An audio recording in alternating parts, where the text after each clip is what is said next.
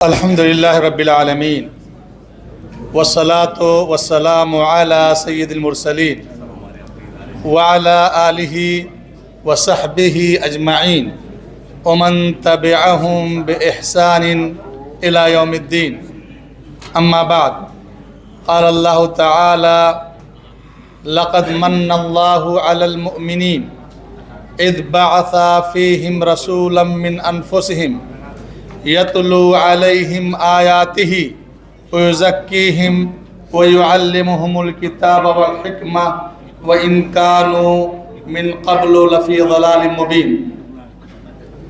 صدر مجلس، بزرگان دین، ناظم مدرسہ، علماء کرام، طلبہ عزیز، پردہ نشین ماں اور بہنوں، آج اس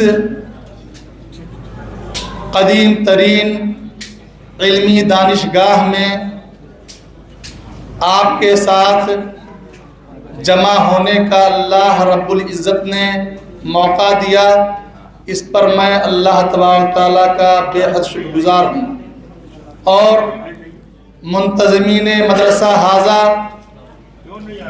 خصوصی طور پر ناظم مدرسہ جناب انور حسین آروی صاحب حفظہ اللہ، رئیس مدرسہ ابو الحسن رضا الحسن ابو ناصر رضا الحسن مدنی حفظہ اللہ متعہ اللہ بالصحت والعافیہ، ان کا شکر گزار ہوں کہ وہ اس نبوی تعلیم کے ترویج و اشاعت کے لیے اس مدرسے کو قائم دائم رکھے ہیں، اور ان کے ساتھ اساتذہ کرام کی ٹیم جو صبح و شام رات و دن طلبہ کی تعلیم و تربیت میں سرگرداں ہیں، اور ان کے ساتھ وہ تمام حضرات جو اس ادارے کا تعاون کر رہے ہیں، کسی بھی طور سے دامے درمے سخنے، ان کی محنتیں، ان کے جہود، ان کی قربانیاں آپ کو ظاہر میں نہیں دکھ رہی ہیں، لیکن باطن میں پیچھے بیک گراؤنڈ میں ان کے بڑی خدمات ہیں۔ یہ جو پروگرام آج پیش کیا گیا، 34واں سالانہ اجلاس، یہ ایک دن کی محنت نہیں ہے، ایک دن کی کاوش نہیں ہے، بلکہ اس کے پیچھے کئی راتیں، کئی مہینے لوگ محنت کر رہے ہیں۔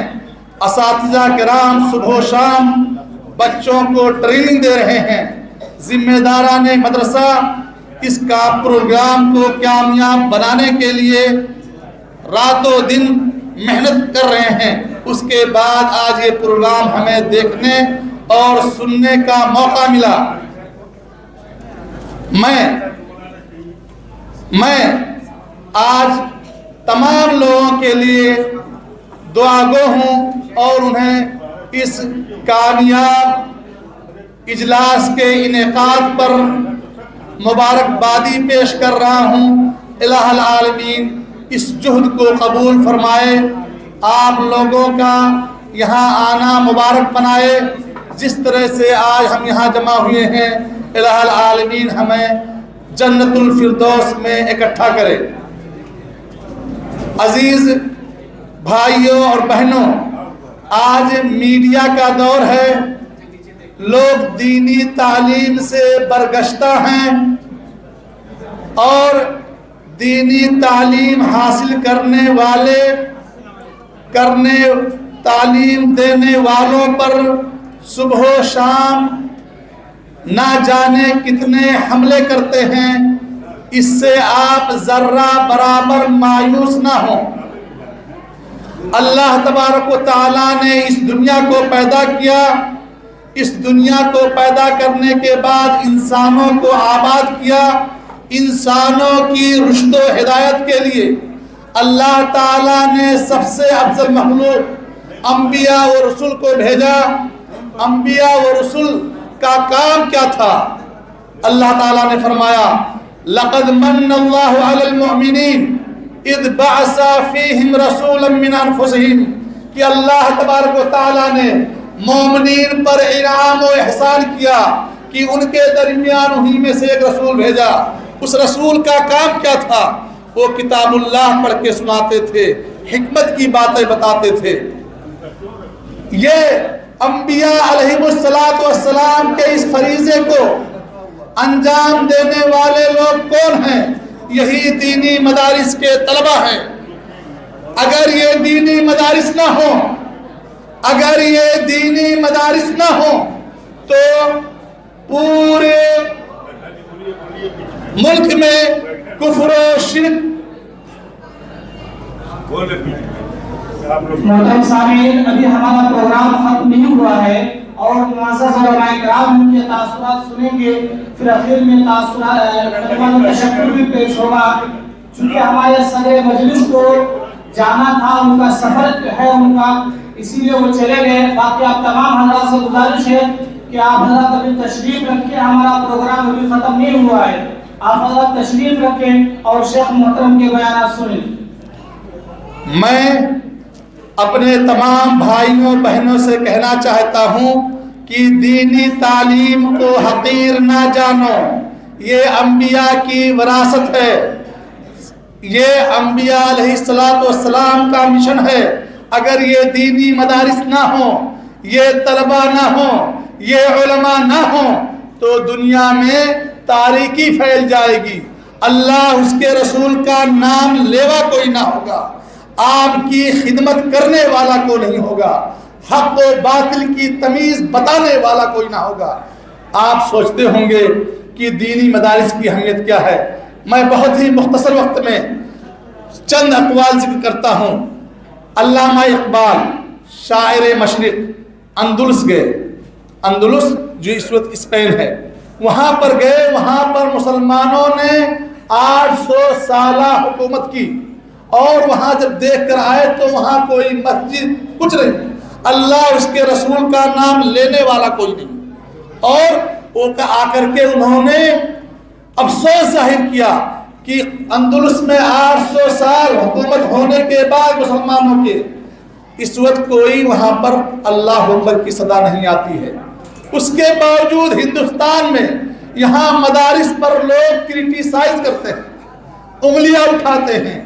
انہوں نے کہا ہندوستان میں بھی مسلمانوں نے تقریباً 800 برس حکومت کی، لیکن یہ علماء کرام کی برکت ہے، ان کی کوشش ہے کہ ہندوستان میں اسلام باقی ہے، صدائیں اسلام کی بلند ہیں، مسجدوں سے 5 وقتہ نمازوں کی اذان ہو رہی ہے، عیدین کی نماز قائم ہے، جمعہ کی نماز ہوتی ہے، شرک کفر کو جانتے ہیں، توحید کو جانتے ہیں، اللہ اس کے رسول کے آواز کو بلند کرنے والے لوگ موجود ہیں۔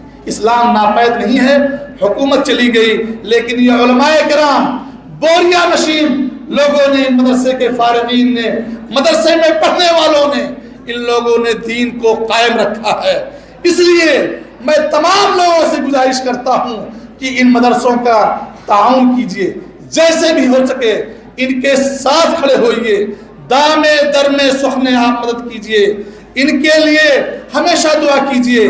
آپ اس مدرسے میں پیسہ لگاتے ہیں صدقات کے طور پر، زکوٰۃ کے طور پر، یہ بچے 18 بچے حافظ قرآن بن کے نکل رہے ہیں، اور 33 بچے حافظ قرآن بن کے نکل رہے ہیں، 18 بچے عالم دین بن کے نکل رہے ہیں۔ اس طرح شاندار عربی میں، اردو میں، انگلش میں، ہندی میں ترجمہ کر رہے ہیں، قرآن پڑھ رہے ہیں، اور یہ 12 سال کا بچہ، 10 سال کا بچہ آپ کے سامنے خطاب کر رہا ہے۔ یہ کتنی بڑی چیز ہے۔ انبیاء کرام اسی لیے بھیجے جاتے تھے کہ وہ اللہ کے پیغام کو اپنی زبان سے، اپنے بیان سے لوگوں تک پہنچائے۔ یہ انبیاء علیہ السلام کے میراث کے وارث ہیں۔ العلماء ورثۃ الانبیاء، انبیاء کے وارث علماء ہیں۔ انبیاء نے لم یورثوا دینارا ولا درہما، انبیاء نے دینار اور درہم نہیں چھوڑا ہے، بلکہ انما ورثوا العلم، علم چھوڑ کر کے وہ مرے ہیں۔ فمن اخذہ اخذ بحظ وافر، جنہوں نے اس علم کو اٹھایا وہ بہت بڑے آدمی ہیں، بہت اچھا ہے۔ اور اللہ تعالیٰ نے آپ کے لیے جنت کے راستے کو آسان کر دیا ہے۔ من سلک طریقا یلتمس فیہ علما سہل اللہ لہ بہ طریقا الی الجنہ، کہ جو علم دین کے راستے پہ چلے گا اللہ تعالیٰ اس کے لیے جنت کے راستے کو آسان کر دیا۔ آپ ہی لوگ میرے عزیز بچوں، میرے نونہالوں، وہ لوگ ہو جن کے لیے فرشتے دعا کرتے ہیں، اپنے پر کو بچھائے ہوئے ہیں۔ زمین و آسمان کے درمیان جتنی بھی مخلوق ہیں سب ان بچوں کے لیے، قرآن و سنت کی تعلیم حاصل کرنے والوں کے لیے دعا گو ہیں، ان کے لیے مغفرت طلب کر رہی ہیں۔ مچھلیاں پانی میں دعائیں کر رہی ہیں، ایسا نہیں ہے۔ اور جب یہ بچے قرآن پڑھتے ہیں، قرآن کی تلاوت کرتے ہیں، فرشتے نازل ہوتے ہیں، سکینت ان کے اوپر نازل ہوتی ہے۔ وَذَكَرَهُمُ اللَّهُ فِي مَنْ عِنْدَهُمْ الْعَالَمِينَ العالمین، رب کائنات، خالق ارض و سما، وہ آسمانوں میں ان بچوں کا ذکر کرتا ہے۔ ان سے افضل دنیا میں کون ہو سکتا ہے؟ کون ہے وہ کاروباری؟ کون ہے وہ کام کرنے والا؟ کون ہے وہ تاجر جس کی اتنی ساری فضیلتیں ہیں کہ فرشتے ان کے لیے دعا گو ہیں، مچھلیاں دعا گو ہیں، ان کے لیے فرشتے پر بچھائے ہوئے ہیں، رحمتیں ان پر نازل ہوتی ہیں، سکینت ان پر طاری ہوتی ہے۔ اور سب سے بڑی چیز الہ العالمین ان کا اپنے دربار میں فرشتوں کے ساتھ ذکر کر سکتا ہے۔ انہیں معمولی نہ سمجھیں۔ یہ تاریخ آپ کو جو سنائی گئی، تاریخ اہل حدیث، میں نے بھی بہت تاریخ پڑھی۔ جب بھی تاریخ اہل حدیث پڑھتا تھا آرا کا ذکر ہمیشہ آتا تھا۔ آج اللہ تعالیٰ نے اس زمین کو ہمیں دکھا دیا اور دل باغ ہے۔ اور میں دعا گو ہوں ذمہ داران کے لیے، اساتذہ کرام کے لیے کہ آپ ایسے محنتیں کرتے ہیں۔ ہمارے پاس جامعہ سلفیہ کی 32 شاخیں کل ہیں ہندوستان میں پائے، فائل آتی ہے۔ سب سے شاندار ریکارڈ یہاں کے بچوں کا ہے۔ میں تمام لوگوں کے سامنے کہتا ہوں، اللہ تعالیٰ سے دعا گو ہوں کہ الہ العالمین جامعہ اس مدرسہ کے ذمہ داران، اساتذہ کرام کو مزید توفیق دے، کسی طرح سے بچوں کی تعلیم و تربیت پر کوشش کرتے رہیں۔ بچوں سے متعلق چند چیزیں، 2-3 چیزیں کہوں گا مختصر وقت میں بس۔ عزیز بچوں، آپ جو علم حاصل کر رہے ہو اس کی فضیلت آپ جانتے ہو، آپ کے برابر کوئی ہے نہیں، اس لیے لیکن شرط یہ ہے کہ اس میں اخلاص ہونا چاہیے۔ اخلاص، وہ اخلاص کی برکت ہے کہ 1880 میں قائم کیے ہوئے ادارے کا، ان کے قائم کرنے والے کا ذکر آج بھی ان کا ہو رہا ہے، چرچا ہو رہا ہے۔ انہوں نے بہت زیادہ مان نہیں چھوڑا، لیکن انہوں نے یہ دین کا قلعہ چھوڑا ہے جس کی وجہ سے پورے اہل حدیث کو ذکر کرتے ہیں اور آپ لوگوں کو ذکر کرتے ہیں کہ آپ کا تعاون ساتھ میں رہا ہے۔ لیکن اس کے لیے شرط یہ ہے اخلاص۔ اللہ تبارک تعالیٰ کے لیے علم حاصل کیجئے، اللہ تبارک تعالیٰ آپ کے لیے عزت، شہرت، دولت سب کچھ دے گا۔ اس کی مثال یہ ہے، حضرت سفیان بن عیینہ رحمہ اللہ، حدیث پڑھنے والے تمام لوگ ان کا نام جانتے ہیں۔ حدیث کی کوئی بھی کتاب پڑھیے گا ہر 2 صفحے پہ ان کا نام مل جائے گا۔ سفیان بن عیینہ کے پاس ایک شخص آیا اور اس نے کہا کہ میری بیوی میری عزت نہیں کرتی ہے۔ تو انہوں نے کہا کہ لگتا ہے کہ تم نے اپنی بیوی سے جو شادی کی یہ مال و دولت کے لیے کیا تھا یا عزت کے لیے کیا تھا، اور اسی لیے تم ذلیل ہو، اپنی بیوی کی نگاہ میں تمہاری کوئی عزت نہیں کرتا ہے۔ اور سنو میرا واقعہ اپنا سنو، میرے 4 بھائی تھے، 4 بھائی۔ بڑا بھائی کا نام محمد بن عیینہ، چھوٹے بھائی کا نام عمران بن عیینہ، مجھے والے بھائی کا نام ابراہیم بن عیینہ اور میرا نام سفیان بن عیینہ۔ میرے بڑے بھائی نے شادی کی، کس لیے؟ تاکہ وہ عزت والا ہو جائے، بڑے حسب نسب میں شادی کیا تو وہ ذلیل ہوا۔ اور میرے چھوٹے بھائی عمران بن عیینہ نے ایک خاتون سے شادی کیا، اس کے مال کو دیکھ کر وہ فقیر ہوا، اسے سنبھال لے لیے اس کے سسرال والے۔ اور میں نے شادی کی اپنے استاد محترم معمر ابن راشد سے مشورہ کر کے، دین کو میں نے ترجیح دی۔ آج دیکھیے اللہ تعالیٰ نے میرے لیے دین کو، دنیا کو، عزت کو سب کچھ جمع کر دیا ہے۔ یہ واقعہ امام مزی رحمہ اللہ نے تہذیب الکمال میں لکھا ہے۔ دوسری چیز کہ آپ جب اتنے قیمتی علم کے وارث بننے جا رہے ہو تو آپ کے اندر تڑپ ہونا چاہیے، ذوق ہونا چاہیے، شوق ہونا چاہیے۔ حضرت ابو ہریرہ رضی اللہ تعالیٰ عنہ کا نام جانتے ہیں کہ اس تمام صحابہ کرام میں سب سے زیادہ حدیث یاد کرنے والے، روایت کرنے والے۔ ایسے ہی حضرت ابو ہریرہ رضی اللہ تعالیٰ عنہ راویۃ الاسلام کو نہیں کہا جاتا ہے. تمام صحابہ کرام میں سب سے زیادہ 30 سال کی عمر میں وہ اسلام لائے. سن 7 ہجری میں غزوہ خیبر کے بعد انہوں نے اتنی محنت کی کہ تمام صحابہ کرام سے 4 سال کی مدت میں آگے ہو گئے حدیث یاد کرنے میں. اللہ کے نبی صلی اللہ علیہ وسلم سے انہوں نے ایک دن سوال کیا, صحیح بخاری کی روایت ہے کہ یا رسول اللہ من اسعد الناس بشفاعتک یوم القیامہ, کہ قیامت کے دن سب سے زیادہ آپ کی شفاعت کا حقدار کون ہوگا؟ تو آپ صلی اللہ علیہ وسلم نے کہا کہ یا ابا ہریرہ لقد ظننت انہ لا يسأل عنہ احدا غیرک, کہ میں جانتا تھا کہ تمہارے علاوہ یہ سوال کوئی نہیں کرے گا. لما وجدت فیک حرصک عن حدیث رسول اللہ, جو میں نے تمہارے اندر حدیث رسول کی طرف دیکھی, اس لیے حرص ہونا چاہیے کہ تعلیم علم کہاں سے ملے. تو اسی طرح سے قرآن کے سب سے بڑے عالم حضرت عبداللہ ابن عباس رضی اللہ تعالیٰ عنہ ہیں. ان کو ترجمان القرآن کہا جاتا ہے, حبر الامہ کہا جاتا ہے. وہ 13 سال کے تھے تبھی نبی صلی اللہ علیہ وسلم کا انتقال ہوا. 13 سال کے. وہ اپنا واقعہ بیان کرتے ہیں کہ میں 13 سال کا تھا جب نبی صلی اللہ علیہ وسلم کی وفات ہوئی, اور میں نے اپنے ایک انصاری ساتھی سے کہا کہ چلو ہم علم حاصل کرتے ہیں صحابہ کرام سے, اور صحابہ کرام کے پاس جا کے پوچھتے ہیں. تو انہوں نے کہا تمہارے اتنے چھوٹے بچے سے کیا مطلب ہے, کون تمہارے پاس آئے گا علم حاصل کرنے کے لیے؟ چنانچہ انہوں نے اپنے ساتھی کو چھوڑا, خود ہی تمام صحابہ کرام کے پاس جاتے تھے, ان کے دروازوں پر سوئے پڑے رہتے تھے, دھول گرد و غبار اڑتا تھا. اور مدینہ کی سرزمین ریتیلی ہے, ریت اڑ کے آتے تھے, ان کا چہرہ گرد اڑا, لیکن قرآن سمجھنے کے لیے, اس کی آیتوں کو پوچھنے کے لیے سب کے پاس جاتے تھے.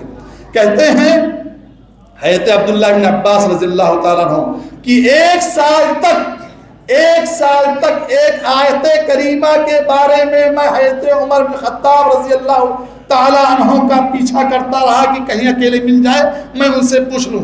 سورہ تحریم کی آیت ہے ان تتوبا الی اللہ فقد صغت قلوبکما, کہ اگر تم دونوں توبہ کر لو تو اللہ تبارک تعالیٰ تمہاری توبہ قبول فرمائے گا. وہ دونوں عورتیں کون تھیں؟ چنانچہ کہتے ہیں کہ میں حج کرنے گیا, حضرت عمر خطاب رضی اللہ تعالیٰ عنہ بھی حج کرنے گئے, میں پیچھے وضو کا پانی لے کے گیا. جب وہ وضو کرنے فراغت سے حاجت سے فارغ ہوئے تو میں نے ان سے پانی دیا وضو کے لیے, اور میں نے پوچھا ہے امیر المومنین وہ دونوں عورتیں کون ہیں, نام بتا دیجئے. تو آپ نے کہا وہ عائشہ اور حفصہ رضی اللہ تعالیٰ عنہ دونوں. اسی طرح سے حضرت عبداللہ ابن عباس رضی اللہ تعالیٰ 10 سال کے تھے جس طرح آپ لوگ ہیں, اور اپنی خالہ میمونہ رضی اللہ تعالیٰ عنہ کے پاس گئے تاکہ رسول اکرم صلی اللہ علیہ وسلم رات کی نماز تہجد کیسے پڑھتے اس کو اپنی آنکھوں سے دیکھ سکوں. اپنی خالہ کے یہاں گئے اور خالہ کے یہاں سوئے. رسول اللہ صلی اللہ علیہ وسلم بھی سوئے. رات میں اٹھے, حضرت عبداللہ ابن عباس رضی اللہ تعالیٰ عنہ ان سے پہلے اٹھ کر کے پانی وغیرہ لوٹے میں رکھ دیے تھے. اس کے بعد نبی صلی اللہ علیہ وسلم اٹھے, وضو بنایا, اور حضرت عبداللہ ابن عباس سو کے پھر اٹھے اور نبی صلی اللہ علیہ وسلم کے ساتھ نماز میں شریک ہو گئے, یعنی تہجد کی نماز میں. اور بائیں جانب کھڑے ہوئے تو نبی صلی اللہ علیہ وسلم نے ان کو کان پکڑ کے دائیں جانب کیا. یہی حدیث دلیل ہے کہ تہجد کی نماز اکیلے میں اور جماعت کے ساتھ بھی رمضان کے علاوہ ہی پڑھ سکتے ہو. نبی صلی اللہ علیہ وسلم حضرت عبداللہ ابن عباس دونوں لوگ تہجد کی نماز پڑھے. جب نبی کریم صلی اللہ علیہ وسلم نے دیکھا کہ یہ لوٹا, یہ پانی, اتنا چھوٹا بچہ 10 سال کا اور ہمارے ساتھ نماز پڑھنے کے لیے اتنا بے قرار ہے, تو انہوں نے کہا, دعا دی, اللہم علمہ التاویل وفقہہ فی الدین, الہ العالمین اس چھوٹے سے بچے کو, 10 سالہ بچے کو تو تفسیر کا علم دے دے اور دین کا علم سکھا دے. چنانچہ اللہ کے رسول صلی اللہ علیہ وسلم کی دعا ان کو لگی اور دنیا کے پوری امت کے سب سے بڑے قرآن کے عالم اور مفسر کہلائے. تیسری چیز عزیز بچوں کہ آپ کلاس نہ چھوڑو, کلاس میں غائب ہوتے ہو اس کا بہت نقصان ہے. اس کی حدیث سنیے, صحیح بخاری کی حدیث ہے. حضرت عمر رضی اللہ تعالیٰ عنہ کے یہاں پاس حضرت ابو موسیٰ اشعری رضی اللہ تعالیٰ عنہ گئے اور انہوں نے دروازہ کھٹکھٹایا. 3 مرتبہ اجازت دی لیکن حضرت عمر رضی اللہ تعالیٰ مشغول تھے, اجازت نہیں دی. حضرت ابو موسیٰ اشعری رضی اللہ تعالیٰ واپس چلے آئے. جب حضرت عمر رضی اللہ تعالیٰ عنہ فارغ ہوئے تو انہوں نے بلوایا, کہا ابو موسیٰ اشعری کہاں ہیں؟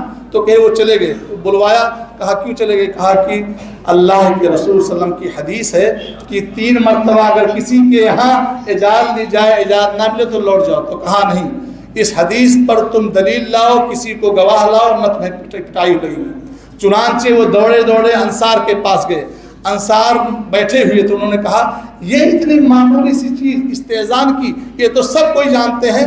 سب سے چھوٹا بچہ جو سب سے کم عمر کا ہے حضرت ابو سعید خدری رضی اللہ تعالیٰ عنہ جائیں گے, وہ گواہی دیں گے. چنانچہ انہوں نے جا کے گواہی دی. تو اس کے بعد حضرت عمر رضی اللہ تعالیٰ نے کہا الہانی السفح بالاسواق, کہ میں تجارت میں مشغول تھا, اتنی چھوٹی سی معمولی سی بات نہیں جان پایا, اس لیے بچوں گھنٹیوں سے غائب بیدار اس کے نہ ہو.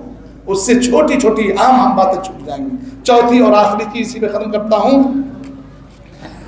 اساتذہ کرام آپ کو پڑھاتے ہیں, بڑی محنتوں کے ساتھ رات بھر مطالعہ کر کے خلاصہ لے کے آپ کے پاس آتے ہیں.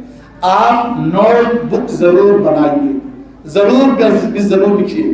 حضرت عبداللہ ابن عمرو بن عاص رضی اللہ تعالیٰ عنہ کہتے ہیں کنت اکتب کل شیء اسمعہ من رسول اللہ صلی اللہ علیہ وسلم, کہ رسول اکرم صلی اللہ علیہ وسلم جو کچھ بولتے تھے میں اسے نوٹ کر لیتا تھا. پھر قریش نے روک دیا مجھ کو کہ آپ کیوں لکھتے ہو, نبی صلی اللہ علیہ وسلم بشر ہیں, غصے میں بھی کہیں بولتے ہیں, کبھی خوشی میں بولتے ہیں, ہر چیز کو نوٹ کرتے ہو. چنانچہ میں رک گیا. اس کے بعد نبی صلی اللہ علیہ وسلم نے مجھ سے پوچھا تو میں نے بتایا کہ قریش نے ہم کو روک دیا. تو نبی صلی اللہ علیہ وسلم نے کہا کہ نہیں, اکتب فوالذی ما خرج منی الا حق, کہ اے عبداللہ ابن عمرو بن عاص تم لکھتے رہو اور میری زبان سے حق کے علاوہ کچھ نہیں نکلتا ہے. حضرت ابو ہریرہ رضی اللہ تعالیٰ کہتے ہیں کہ صحابہ کرام میں کوئی مجھ سے زیادہ حدیث کا جاننے والا نہ تھا سوائے الا ما کان من عبداللہ ابن عمرو بن عاص, مگر عبداللہ ابن عمرو بن عاص مجھ سے زیادہ بڑے ان کے پاس حدیثیں تھیں. کیوں؟ فَإِنَّهُ كَانَ يَكْتُبُ وَلَا أَكْتُبُ, عبداللہ ابن عمرو بن عاص لکھ لیا کرتے تھے, میں لکھتا نہیں تھا. اور وہ جن لکھ کے رکھے ہوئے تھے اس کا نام تھا صحیفہ صادقہ. عزیز طلبہ, میں دوبارہ آپ لوگوں کو مبارکبادی پیش کرتا ہوں اور یہ التجا کرتا ہوں کہ آپ لوگ میڈیا کے بہکاوے میں آس پاس کے لوگ جو آپ کو بہکاتے ہیں کہ دینی تعلیم پڑھنے سے کیا ہوگا, مدرسہ میں پڑھنے سے کیا ہوگا, قرآن حدیث پڑھنے سے کیا ہوگا, تمہاری معیشت خراب ہو جائے گی, تمہاری دنیا خراب ہو جائے گی, اس چکر میں کہیں مت پڑو. آپ جس علم کو حاصل کر رہے ہو وہ انبیاء کا علم ہے, اور جس کام پہ لگے ہو وہ انبیاء کا کام ہے.